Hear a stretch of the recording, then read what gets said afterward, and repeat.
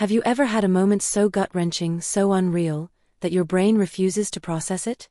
A moment where your entire world tilts on its axis, and suddenly, you realize everything you thought was real was a lie? That moment hit me like a freight train.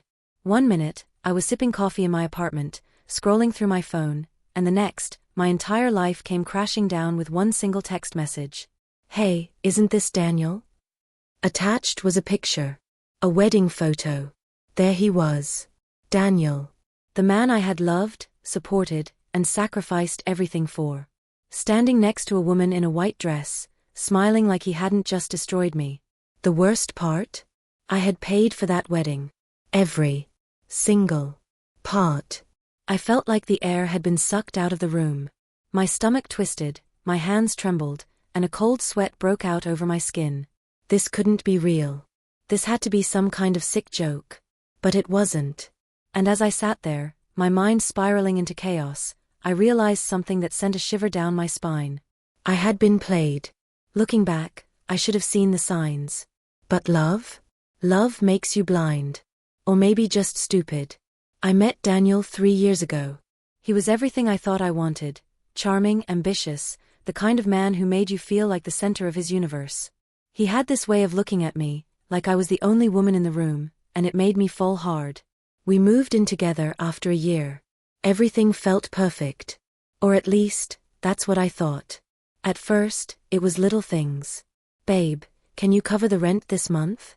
My client's late with payment." Or "Hey, I had an emergency expense. Can you spot me until next week?" And of course I did.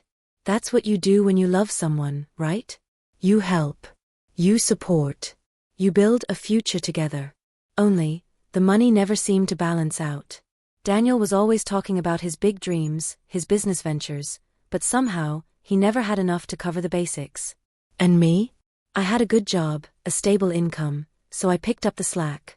I convinced myself it was temporary, that one day, we'd look back at this struggle and laugh. I never thought I was funding my own destruction. Then, about 6 months before it all fell apart, Daniel started talking about our future. I remember the night vividly. We were curled up on the couch, his hand playing with mine as he whispered, "I can't wait to marry you." God, I was an idiot. He told me he wanted to give me the wedding of my dreams, but that he felt awful because his finances weren't stable yet. "I don't want to start our life together in debt," he said, eyes full of fake sincerity. "But I promise, as soon as things pick up, I'll take care of everything." And what did I do? I reassured him. Told him it didn't matter. That I'd help however I could. I should have seen it then. The way he let me believe it was my idea.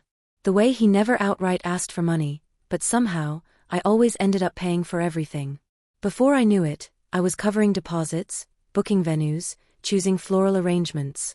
I even paid for the rings. Because, in my mind, this was my wedding. I had no idea it was for another woman. Then one night, Daniel dropped a bombshell. "Babe, I need to go visit my aunt. She's really sick." I didn't question it. I even sent him money for the trip. He was gone for a week. Barely answered my calls, only texting me vague updates. "It's been tough. I'll call you soon." And then, that text. That picture. Daniel. At his wedding. I remember the way my vision blurred, the way my body went completely numb. I kept staring at the screen, my mind refusing to believe what my eyes were seeing. My first reaction? Denial. This had to be a mistake. Maybe it was an old picture. Maybe someone had sent it to me as a joke. So I called him. Again. And again. Voicemail. I texted. No response. And then, a sinking feeling in my gut told me to check something. Our bank statements. My hands trembled as I logged into my account. And the moment I saw the transactions, the full weight of my stupidity crushed me. Thousands of dollars. Gone. I had paid for his wedding to another woman. I had funded my own betrayal. The rage that filled me was unlike anything I had ever felt before. I had been lied to, used, discarded like I was nothing. But if Daniel thought he could walk away from this unscathed, he was dead wrong. Because I wasn't just going to cry over this. I was going to burn his entire world to the ground. And that was just the beginning. Betrayal doesn't just hurt. It poisons you. It seeps into your bones, wraps around your heart, and twists every beautiful memory into something sick and rotten. I spent that night trapped in a storm of emotions: anger, humiliation, devastation. But as I sat there, staring at the wedding picture of the man I had loved standing beside another woman, one thought grew louder than the rest. He was going to regret this. Daniel had taken my love, my trust, and my money. He had used me, discarded me, and walked away without looking back. But he had no idea what was coming for him. The first thing I did was go into full-blown detective mode. I scrolled through social media for hours, looking for any trace of Vanessa, the woman in the wedding dress. My hands were shaking as I clicked on her profile. Her page was public. Good. And just like that, my worst fears were confirmed. Daniel and Vanessa hadn't just recently started seeing each other. Their relationship went back over a year. A year. While he was in my bed, whispering promises about our future, he was taking her on vacations with my money. While I was stressing over paying his debts, he was buying her gifts. While I was saving for our wedding, he was planning his fake one. The more I scrolled, the sicker I felt. Photos of them on romantic getaways, trips I had never even been on. Expensive dinners. Designer gifts. All the things he told me we couldn't afford. I had paid for all of it. I wanted to scream. I wanted to throw my phone across the room, but I needed answers. So I kept digging. I checked my bank transactions, scrolling back months. I saw every transfer I had made to Daniel, every payment I had covered. And then I saw something I had never noticed before. A payment to a wedding planner. I had literally paid someone to help plan his wedding to another woman. At that moment, something inside me snapped. This wasn't just heartbreak. This was war. Just as I was spiraling into rage, my phone buzzed. An unknown number. At first, I almost ignored it. But then I saw the message. Hey, I don't know you, but we need to talk. I'm Vanessa's sister. And I think you've been scammed. My heart stopped. Scammed? My hands were shaking as I called the number. The second a woman picked up, she didn't waste any time. I'm Lydia, Vanessa's sister. I swallowed hard. Why are you reaching out to me? There was a pause before she spoke again, her voice heavy with frustration. Because I think Daniel played all of us. I could barely breathe. What do you mean? Vanessa didn't know about you. She thought she was helping him out of debt. He told her he was struggling financially, that he needed support. She was sending him money. A lot of it. My grip on the phone tightened. No, that can't be right. He told me he was struggling because he was saving for our wedding. Lydia let out a bitter laugh. Yeah? Well, Vanessa thought she was helping her future husband get back on his feet too. Until I started noticing holes in his stories. The money. The secrets. So I did some digging. And that's when I found you. I felt like the room was spinning. Daniel hadn't just cheated. He had run the exact same scam on both of us. Vanessa and I had been paying for the same man's life. And we didn't even know about each other. But the worst part? The wedding wasn't even real. I could barely speak. What do you mean the wedding wasn't real? Lydia sighed. It was fake. Staged. Vanessa never signed a marriage certificate. He never filed one. Everything was a setup. I could barely think straight. Why would he do that? Because Vanessa comes from a wealthy family. He convinced her that they needed a private, low-key wedding to avoid her family's interference. That if they made it official later, it would give them time to prepare. Meanwhile, he was probably lining up his next scam. My head was pounding. My entire body was vibrating with fury. This wasn't just betrayal. This was fraud. Daniel had manipulated, lied, and stolen from both of us. And I wasn't about to let him get away with it. I don't know how long I sat there, my mind racing, my fingers gripping my phone so tightly it hurt. But one thing was clear. Daniel thought he had won. He thought he could walk away from this unscathed, move on to his next target, and keep his dirty little secrets buried. He was so wrong. Because I was about to ruin his life. And I had the perfect plan. I wasn't just going to expose him. I was going to burn everything he had built to the ground. First, I gathered every single receipt, message, and transaction. I made copies, screenshots, saved emails, voice notes, everything that proved he had stolen from me. Then, I reached out to Vanessa. I wasn't sure how she would react, but when she picked up the phone and I told her everything, she broke down. She had truly believed she was in love.